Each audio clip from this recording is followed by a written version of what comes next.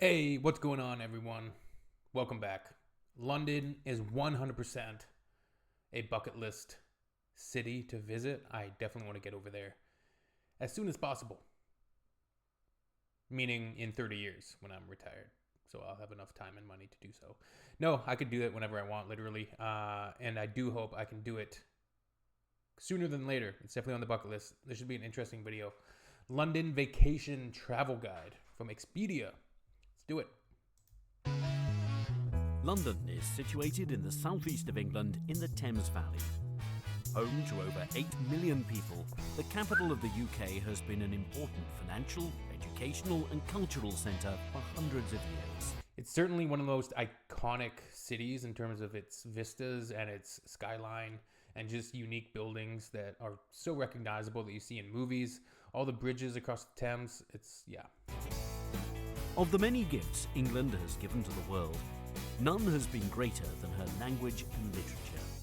And if ever there's a city that reads like an epic saga, it's London. Winston. The story of London began in the Bronze Age, but it didn't really get going until the Romans withdrew in the 5th century.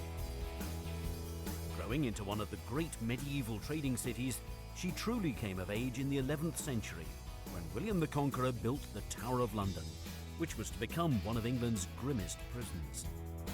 Sometimes I don't know if people in London just have to look around and just think to themselves, this is cool.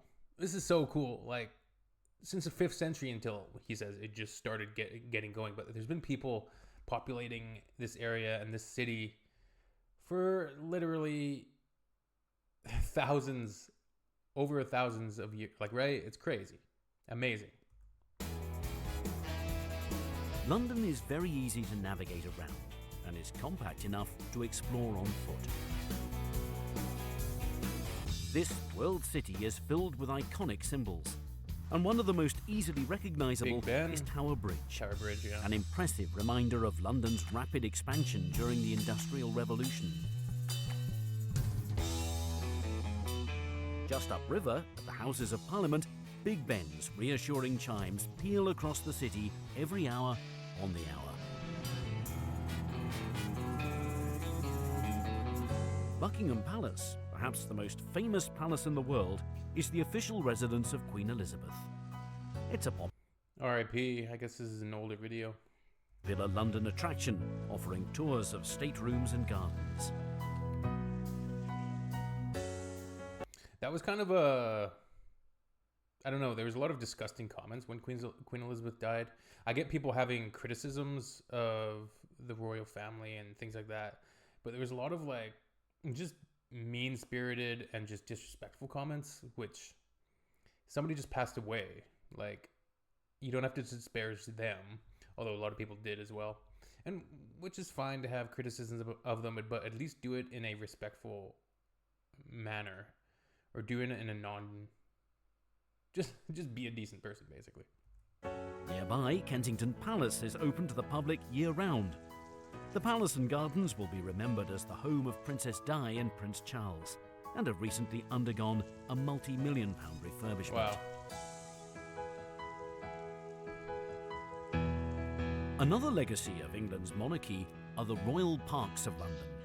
They were once reserved as private hunting grounds for the royal family, but nowadays they're open for everyone to enjoy.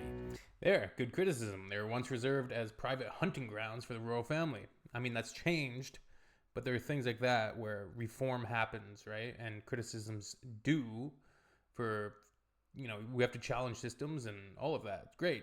But yeah, some of the comments that I saw about the Queen Elizabeth thing just irked me in the wrong way. These are beautiful parks. There are 8 royal parks, and many of them are in central London and close to royal palaces and other historic monuments. Green Park and St James Park are right next to Buckingham Palace, Admiralty Arch and the Mall. Hyde Park is perhaps the most famous, with its man-made lake, the Serpentine, and on the other side, Kensington Gardens is a beautiful open expanse that stretches east towards Kensington Palace. The Albert Memorial is at the southern end of Kensington Gardens, and the striking bronze statue looks towards the Royal Albert Hall just across the road. The hall is yet another reminder of Queen Victoria's great love for her husband, Prince Albert.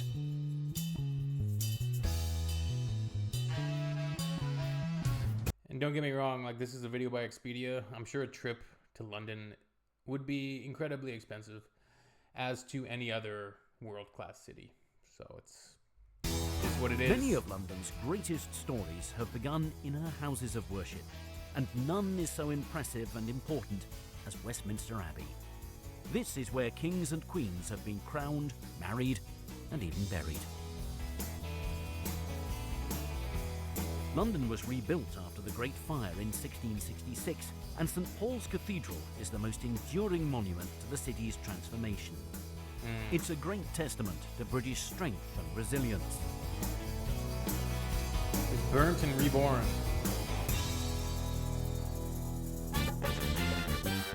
The West End in central London is a story in itself. Here, the streets are lined with ancient buildings, but the throngs of people are out to have fun. By day, the charming Pubs. boutiques and cafes hum with shoppers. And by night, the bars along Carnaby Street are packed with patrons enjoying pre-show drinks. This is one of the largest theatre districts in the world.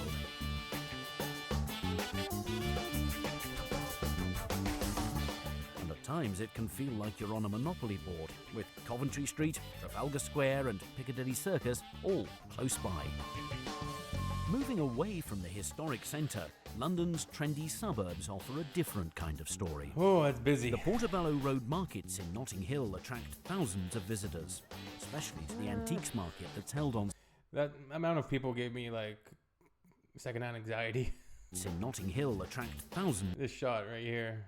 Ugh.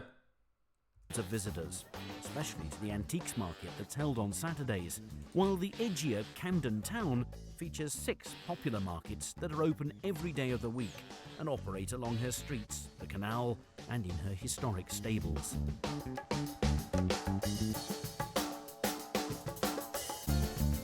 London is a city that honours not only her own story, but also the story of humankind. British Museum is one of the finest in the world, and her treasures cover thousands of years of history and number in the millions. The museum is Damn. open every day, and best of all, it's free. These are the type of things that, if you want to see, you need to travel, right?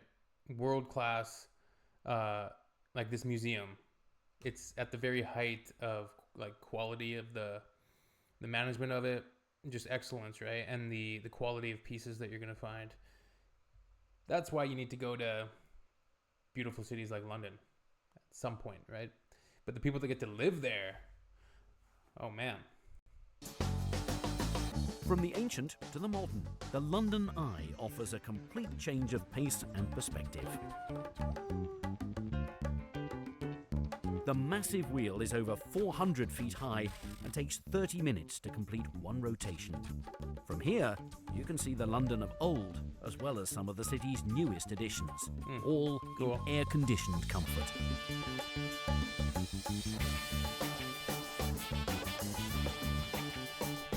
London will always be a city that looks towards the past and the future in equal measure. From Rule Britannia to Cool Britannia, the fabric and What is that building named again? The one here on the left-hand side. It's very cool. I always like the architecture of that building. It almost reminds me of like a Fabergé egg design in some way. the skyline of this city is forever turning over a new page. Which is, after all, what every great story should do.